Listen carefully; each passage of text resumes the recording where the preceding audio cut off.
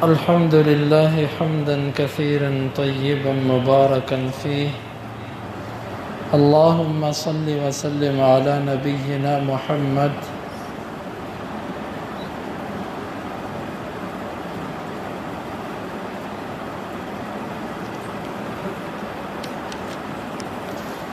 باب اذا اصطلحوا على صلح جور فالصلح مردود.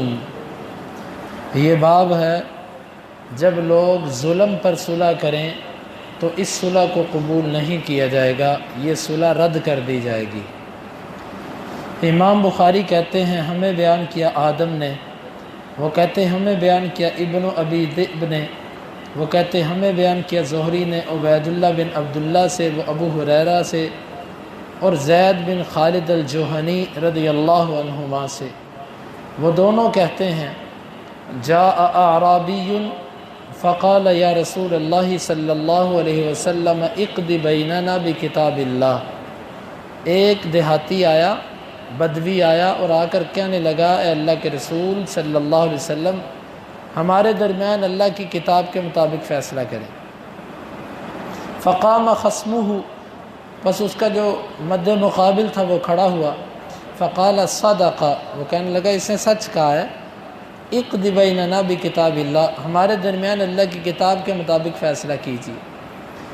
فقال الاعرابی، دیہاتی کہنے لگا ان ابنی کان عصیفا علی ھذا، میرا بیٹا اس کے گھر پہ مزدور تھا۔ فزنا بامرأتہ، وہ اس نے اس کی بیوی کے ساتھ تعلق قائم کر لیا۔ فقالوا لی علی ابنک الرجم، لوگوں نے مجھے کہا ہے کہ تیرے بیٹے کو رجم کیا جائے گا۔ ففدیت ابنی منہ بمئۃ من الغنم وولیدۃ، میں نے اس سے اپنے بیٹے کو 100 بکری اور ایک لونڈی کے عوض بچایا ہے۔ ثم سألت اہل العلم، پھر میں نے اہل علم سے پوچھا۔ فقالوا انما علی ابنک جلد 100 وتغریب عام، تو اہل علم نے مجھے کہا ہے کہ تیرے بیٹے کو 100 کوڑے لگیں گے اور 1 سال ملک بدر کیا جائے گا۔ فقال النبی صلی اللہ علیہ وسلم لاقضین بینکما بکتاب اللہ، نبی صلی اللہ علیہ وسلم نے فرمایا کہ تم دونوں کے درمیان میں اللہ کی کتاب کے مطابق فیصلہ کروں گا۔ اما الولیدۃ والغنم فرد علیک، رہی لونڈی اور بکریاں وہ تجھ پر واپس کی جائیں گی۔ وعلی ابنک جلد 100 وتغریب عام، اور تیرے بیٹے کو 100 کوڑے اور 1 سال ملک بدر کیا جائے گا۔ واما انت یا انیس، اور رہا تو اے انیس، لرجل، ایک آدمی سے کہا، فغدو علی امرأتی ھذا، اس کی بیوی کے پاس صبح کے وقت جا، فرجمھا، بس اس کو رجم کر دے۔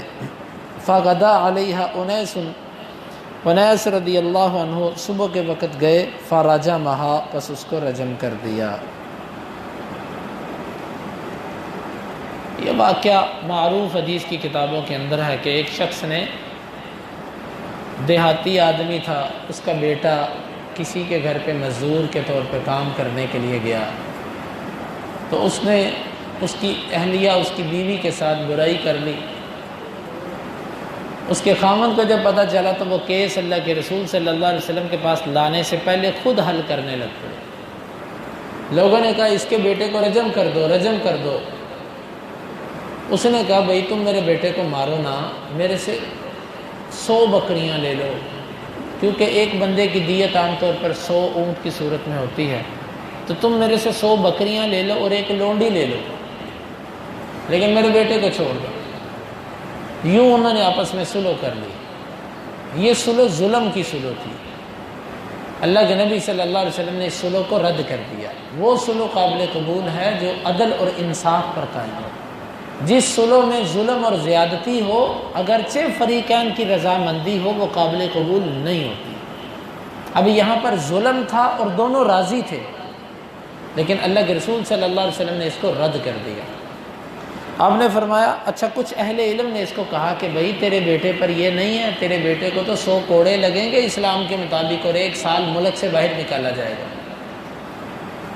یہ بندہ اللہ کے رسول صلی اللہ علیہ وسلم کے پاس آیا، دونوں آ گئے، اور ایک ان میں سے اٹھ کے کہنے لگا کہ ہمارے درمیان اللہ کی کتاب کے مطابق فیصلہ کرو۔ دوسری حدیثوں میں آتا کہ ایک بندہ دوسرا سمجھدار تھا، اس نے بڑے باادب طریقے سے بات کی، یہ ذرا دیہاتی بدوی آدمی تھا، اس کو بولنے کا بھی اتنا پتہ نہیں تھا۔ اب اللہ کے رسول کو یہ بات کہنے کی کیا ضرورت ہے کہ اللہ کی کتاب کے مطابق فیصلہ کرنا؟ کیا اللہ کے رسول صلی اللہ علیہ وسلم اللہ کی کتاب سے ہٹ کے فیصلہ کرتے ہیں؟ آپ نے فرمایا ٹھیک ہے، لیکن اللہ کے نبی صلی اللہ علیہ وسلم کا حلم، آپ نے ان کے بدو پن کو دیکھا اور آپ نے فرمایا ٹھیک ہے، میں اللہ کی کتاب کے مطابق فیصلہ کروں گا۔ آپ نے فرمایا تیری 100 بکریاں اور تیری لونڈی وہ تجھے واپس کی جائے گی، البتہ تیرے بیٹے کو 100 کوڑے لگیں گے اور 1 سال کے لیے اس کو ملک سے نکال دیا جائے گا۔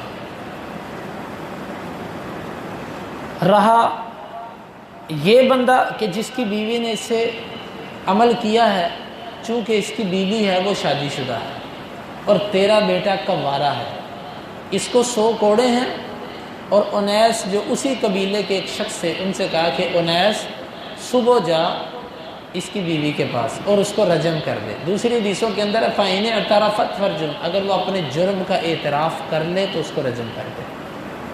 اس نے اعتراف کیا، اس کو رجم کر۔ کیسے لوگ تھے؟ اس کو رجم کر دیا، مار دیا اس کو، کوئی نہیں بولا، کتاب اللہ کے مطابق فیصلہ۔ یہاں پر امام بخاری یہ استدلال کرنا چاہتے ہیں کہ ایک ظلم پر بھی ہو جائے تو وہ قابل قبول نہیں ہے۔ جس طرح لوگ بینکوں سے جا کے پیسہ لیتے ہیں، وہ کہتے تھے ہم ایگریمنٹ کر رہے ہیں ان سے، رضامندی کے ساتھ ہم نے یہ طے کیا۔ بھائی تمہاری ہر وہ طے جو اسلام کے خلاف ہے، اس کی رضامندی کا کوئی اعتبار نہیں۔ رضامندی کے باوجود اسلام کو دیکھا جائے گا کہ اسلام اس کی اجازت دیتا کہ نہیں دیتا، خالی رضامندیاں ہی نہیں چلتی۔ اور دوسری ایک اہم ترین بات اس حدیث سے جو ثابت ہوتی، انہوں نے اللہ کے نبی صلی اللہ علیہ وسلم سے کہا تھا کہ اللہ کی کتاب کے مطابق فیصلہ کرنا۔ آپ نے فرمایا میں اللہ کی کتاب کے مطابق فیصلہ کروں گا۔ اب آپ پورے قرآن مجید کو پڑھ جائیں، آپ کو پورے قرآن کے اندر کہیں بھی زانی کو 1 سال ملک سے نکالنے کا ذکر نہیں ملے گا۔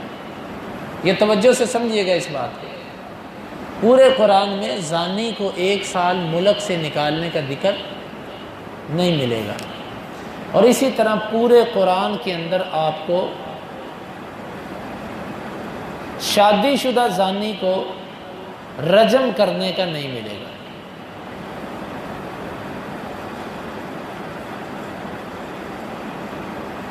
شادی شدہ زانی جو ہے نا، اس کو رجم کرنے کا ذکر آپ کو نہیں ملے گا۔ لیکن آپ نے فرمایا میں اللہ کی کتاب کے مطابق فیصلہ کروں، اور پورے قرآن میں شادی شدہ زانی کو رجم کرنے کا ذکر نہیں ہے۔ منکرین حدیث آج کے دور میں اسی لیے رجم کا انکار کرتے ہیں، وہ کہتے ہیں قرآن میں رجم کا ذکر ہی نہیں، اور قرآن میں 1 سال ملک سے باہر نکالنے کا ذکر ہی نہیں۔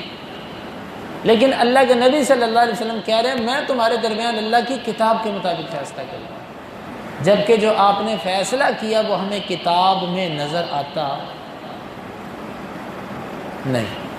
قرآن مجید میں اس فیصلے کا نظر آتا ہمیں، لیکن آپ نے فرمایا میں اللہ کی کتاب کے مطابق فیصلہ کروں گا۔ اور بخاری کی حدیث ہے، کسی اور کتاب کی حدیث ہوتی تو ہم کہتے جی اس میں ضعف ہو سکتا ہے، اس میں تو کوئی ضعیف حدیث نہیں ہے۔ تو پھر ایک بات یہ سمجھ آئی کہ اللہ کے نبی صلی اللہ علیہ وسلم کی جو حدیثیں ہیں یہ بھی کتاب اللہ کے مطابق ہیں۔ جس طرح ایک عالم آدمی قرآن کی تفسیر کرتا ہے، قرآن کا مفہوم اور مطلب لوگوں کو سمجھاتا ہے، نکال کر مسئلے بتاتا ہے، نبی صلی اللہ علیہ وسلم کی جتنی حدیثیں ہیں وہ قرآن سے نکلی ہیں۔ اسی لیے امام شافعی نے فرمایا تھا آپ کی جتنی حدیثیں ہیں فَهُوَ مِمَّا فَهِمَ مِنَ الْقُرْآنِ، یہ آپ نے قرآن سے اخذ کیا ہے، آپ کا فہم ہے قرآن سے۔ اس سے معلوم ہوا کہ منکرین حدیث جو کہتے ہیں کہ یہ قرآن سے دکھاؤ، قرآن سے دکھاؤ، اس حدیث کی روح سے ان کے اوپر رد ہوتا ہے کہ حدیث بھی قرآن ہی کے حکم ہے۔ اب صحابہ میں سے تو کسی نے انکار نہیں کیا، اللہ کے رسول قرآن سے دکھاؤ مجھے کون سی آیت ہے جس میں لکھا ہوا ہے 1 سال جلا وطن کرو۔ اور کون سی آیت ہے جس میں عورت کے بارے میں لکھا کہ اس کو رجم کر دو؟ قرآن میں 100 کوڑوں کا ذکر ہے، رجم کا ذکر نہیں۔ رجم کی آیت منسوخ ہو چکی تھی، تلاوت اس کی، البتہ اس کا حکم باقی ہے۔ بعض آیتیں ایسی ہیں کہ ان کی تلاوت ختم ہو گئی تھی لیکن ان کا حکم باقی ہے۔ رجم کی آیت ان آیتوں میں سے ہے۔ قرآن کے اندر شروع میں یہ آیت تھی، الشیخ والشیخۃ اذا زنیا فرجموہما نکالا من اللہ، ایک مرد اور عورت جب زنا کریں تو ان کو رجم کر دو، یہ شروع میں قرآن کے اندر تھا، پھر اس کو منسوخ کر دیا۔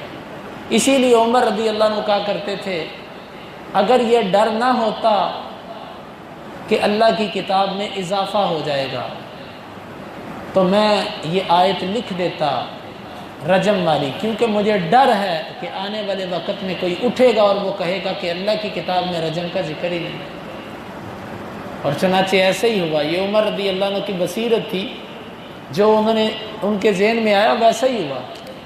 بعد میں لوگوں نے رجم کا انکار کیا۔ آج بھی کئی گمراہ یہ غامدی ٹولہ یہ رجم کا منکر ہے، قرآن کے اس حکم کو نہیں تسلیم کرتے۔ تو نکتہ یہ سمجھ لیجئے کہ جو فیصلہ حدیث میں آ جائے وہ فیصلہ قرآن کا فیصلہ ہوتا ہے۔ صحابہ نے بھی اس فیصلے کو تسلیم کیا۔ اللہ کے نبی صلی اللہ علیہ وسلم نے فرمایا میں تمہارے درمیان کتاب اللہ کے مطابق فیصلہ کروں گا، جبکہ وہ فیصلہ کتاب اللہ میں نظر نہیں آتا۔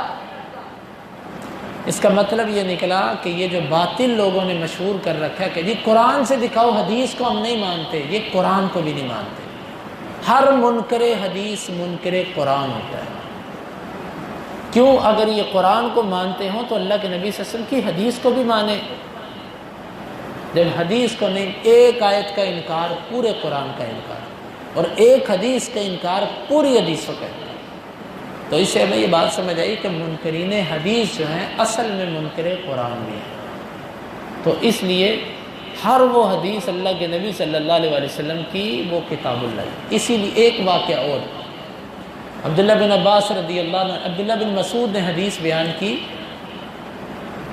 کہ چہرے پر مصنوعی تل بنوانے والی عورت تھی، اور اسی طرح اپنے بال اتارنے والی اس عورت پر، اور اسی طرح اپنے بالوں میں مصنوعی فاصلہ، دانتوں میں مصنوعی فاصلہ کروانے والی، دانتوں کی پالش کروا کے اس کو ترشوا کے اس میں مصنوعی فاصلہ بنوانا، اور اسی طرح یہ اپنی جو آئی برو ہوتی ہیں اس کو بنوانے والی۔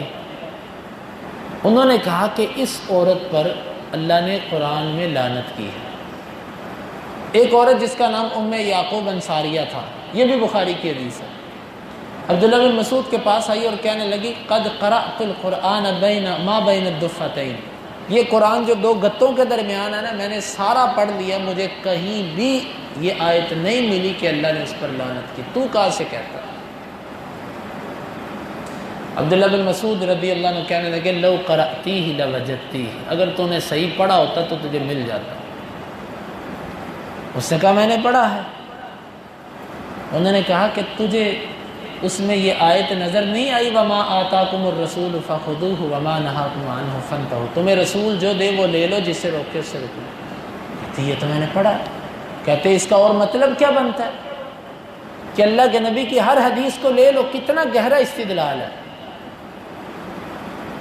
حدیث قرآن میں اس کا ذکر نہیں ہے لیکن کہا قرآن میں ہے۔ جب عورت نے سوال کیا اس سے کہا تو نے قرآن پڑھا ہی نہیں، اگر تو نے قرآن پڑھا ہوتا تو تجھے یہ آیت نظر آ جاتی کہ جو رسول دے اس کو لے لو، جب تو رسول کی بات نہیں لیتی گویا کہ تو قرآن کو نہیں لیتی۔ بات سمجھ آئی؟ یہ عبداللہ بن مسعود رضی اللہ، معلوم ہوا کہ اصل میں منکر حدیث منکر قرآن ہے۔ تو ایسے لوگوں سے برات کا اظہار کرنا چاہیے۔ اللہ رب العالمین سے دعا ہے اللہ تعالیٰ میں ان مسائل کو سمجھنے کی توفیق عطا فرمائے، اور اس سے یہ بات بھی سمجھ آئی کہ جس مسئلے میں شبہ ہو جائے علماء کے پاس لے کے جانا چاہیے، لوگوں کی باتوں تک نہیں رہنا چاہیے۔ آج ظلم کی بات یہ ہے کہ لوگوں کے فیصلے لوگ کر رہے ہیں جن کو دین کا علم ہی نہیں ہے، اور لوگ دیندار لوگوں کے بارے میں یہ ذہن رکھتے ہیں کہ ان کو پتہ ہی نہیں، ان کو شعور نہیں ہے۔ یہ ذہنیت بھی کسی کی دی ہوئی ہے۔ یہ بھی میں کہتا ہوں کہ یہ بھی اسلام کے دشمنوں کی یہ ذہن سازی ہے کہ علماء سے ان کو ایسا متنفر کرو کہ یہ اپنے فیصلے علماء کے پاس لے کے نہ جائے۔ ان سے کہہ دو ان کو عقل نہیں ہے، یا یہ کون سے امانت دار لوگ ہوتے ہیں، مولوی کو تھوڑے سے پیسے دو تو اپنے حق میں فیصلہ کروا لو، اس طرح کی باتیں۔ اللہ تعالیٰ سے دعا ہے کہ اللہ تعالیٰ ہمیں ان معاملات میں کتاب و سنت کے مطابق رہنے کی توفیق عطا فرمائے۔